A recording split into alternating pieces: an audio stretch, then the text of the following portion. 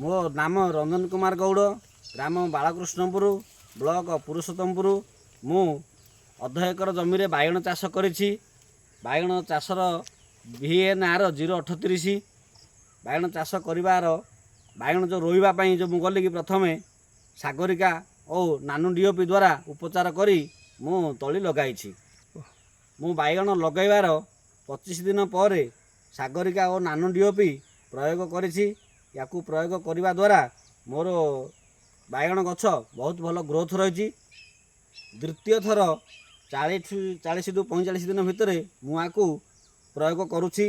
याकू प्रयोग करिवा द्वारा मोर प्रथम पाली रे बाइगण 35 टू 40 हजार बा 45 हजार मु पाई सारी बिकी सारे। आगकू आउर अधिक हम बोली मोर आशा। मु प्रथमे जो दानादार पीढ़िया पकेवा द्वारा सार पकेवा द्वारा मोर जमीर उर्वर शक्ति कमी कमी आसुला। एबे मु सागरिका और DOP नानु DOP प्रयोग करने द्वारा मोर जमीर उर्वरता बढ़ी बढ़ी आसबार मु जानी पारुछि। दानादार सार अपेक्षा मोर त्रैल सार रे 10 रु 15% खर्च मोर कमुची बोली मु जानी पारुछि।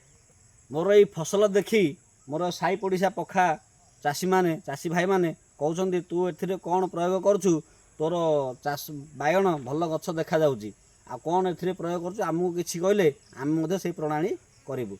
मु तांकू कहली दानादार सार अपेक्षा ए सागरिका ओ नानु DOP प्रयोग कर, तुमर भी अधिक अमल हो पारिबो, खर्च भी कम हो पारिबो।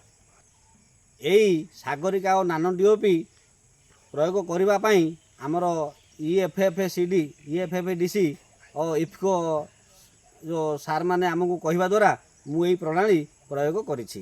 तेणुकरी सेमनकु मोर अशेष अशेष धन्यवाद।